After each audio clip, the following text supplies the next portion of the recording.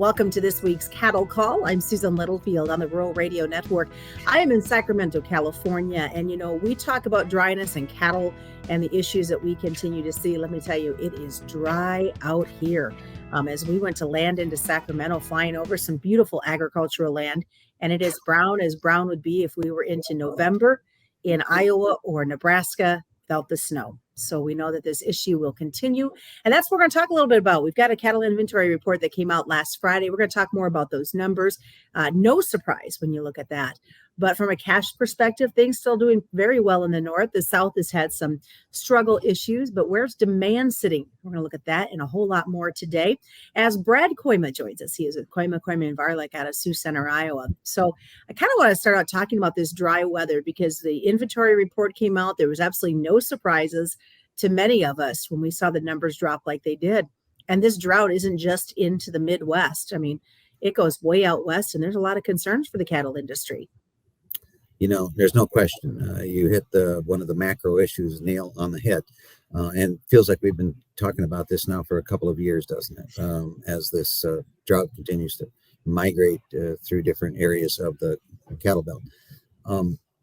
It does explain, speak to, relate to a lot of the big fundamentals that we saw again on the cattle inventory report. Now, to preface the cattle inventory report, generally speaking, that report is not widely traded, isn't widely talked about. There's a few nerds like me, though, that are real fascinated by it because, you get a very complex breakdown of all the different facets of the cow herd, heifer replacements, cattle available outside of feed yards, which I guess is maybe where I'd like to rest for just a minute. Looks to us like there's about 3% less cattle available to be placed outside of feed yards. In other words, 3% less that are still available to be placed means that they got moved earlier than normal. That is your answer to the drought question. Has that had an impact? Well, it certainly has. And, you're talking about the West Coast. I talked to a couple of guys in Texas this morning, and it is horrible. Continued massive liquidation there of all the stock. Really hope that they shift this weather pattern here where it looks like there's a chance, at least in Kansas, at some significant moisture next week, that they are able to get some wheat planted, which would give them some pasture to graze out. That was one thing that they didn't have last year at all, Susan, in terms of graze out, which also kind of compounded the problem of this regional imbalance in the supply that we're fighting with in the South right now. Well, feeders, though, have been trading extremely well as of late. So at least we got a little positive to talk about. Yeah, unless you're trying to buy them, but yes, for those guys that are selling them, good for you. Feeder cattle have remained extremely strong, and I think some of that, Susan, is analysis based on some of the same things I just talked about. We've looked at 2 years now where we've had huge female slaughter, so we're expecting the tank is emptier, right? There's less available to be placed because we've killed a lot of cows, and then there are some areas, the cow belt in the north. Like the Dakotas, big share of Wyoming is fine. Montana's pretty good, where these guys are anxious to reload, right? So they're not going to send every heifer calf to town this year like they did last. And I think, so the prospective buyer is looking at that and saying, I think I want to make sure I have some around me. Now, I have to be a little careful, but, especially yearling type cattle have been bringing a big price. And those largely have been going to the big corporate type stuff where you can see that they're really fighting for that last bit of inventory of those bigger yearling type cattle. So, the feeder cattle have pretty impressive, really, even with corn higher today, solidly higher. But anybody that's been to a sale barn would tell you, well, the cash feeders are there or higher anyway. Why is the South continue? The struggle? They're trying to get the buys. If they've got the cattle to sell, is it just not the buyers there? Oh, I think there's plenty of buyers. I think they completely lack leverage because they're covered up in cattle for a little while. Okay.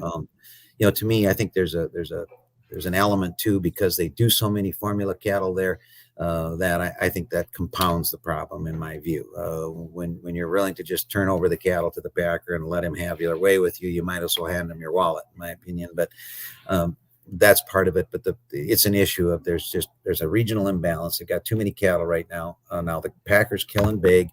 He's making lots of money. Slaughter's big. We're going to work our way through them, and we're doing that. And some of those cattle are getting exported to the north. which helps move those cattle through the channel. But we're not there yet. We may spend most of August, even next month, horsing around, still talking about this issue where the South is a drag. But like today, I sold cattle, my own cattle, at 142, and they're selling cattle at 135.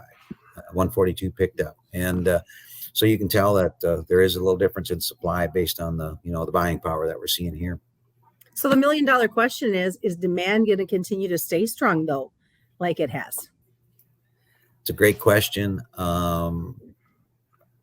Sometimes the market's like a giant ship, and it'll go the direction it wants to go, right? Mm-hmm. And that's hard to turn it. So sometimes that's a good thing. Demand has been fantastic and continues to be so. And don't let anybody kid you. Last week's comprehensive beef, 24% of it was for overseas shipment. 24%. Those are hog-like numbers. I mean, that's the kind of percentage that the pork is. I was noticing this week when I get you get box beef prices, but there's a whole lot more to beef sales than just what the box beef is, right? I get a report on all the breakdown of the subprimals, the every grind and everything. We saw a tremendous increase in the primal value this week, which the end of July, you're going like, that's weird, because it is weird. I mean, this would be the time of year. It's a hot dog hamburger time of year. So I would say that demand, I don't know, but my guess is that demand, having stayed this good this long into the summer, is going to be just fine as we go into the third quarter and fourth quarter. Well, and finally, are you seeing a shift when it comes to the perspective if you look at the back months? There is, and particularly in the futures market, the December and February slot. So the end of the fourth quarter, the beginning of the first quarter, there seems to be more of an interest on the speculator to look past the short-term problem of the oversupply and the weak market in the South, but looking forward to saying, well, it looks like there are less numbers in front of us. So we are seeing that also has a tendency to inflate feeder cattle prices, of course, building a premium into the deferreds. But of course, my view is shaped the same way. I think by the fourth quarter, the market's going to be in a much different spot. And in the first quarter next year, obviously weather will play a role. But to me, anybody that thinks that there's more yearlings available this year than last year is missing the whole structure of the fundamental of market to me. So let's not, hopefully don't get ahead of ourselves. Hopefully we don't have some, recession. I mean, that's the girl in the room, right? Major black swan-ish event again. That ruins our chances again. But without something like that happening, the long term of the market is alive and well, in my opinion. All right. Sounds good. We'll catch up with you again next week, Brad. Sounds good. Thanks. All right. Brad Kooima has been joining us today. As always, reminding folks, commodity futures and options do involve a substantial risk of loss, not suitable to all investors. From the U.S. Grains Council meeting taking place in California, I'm Susan Littlefield on the Rural Radio Network.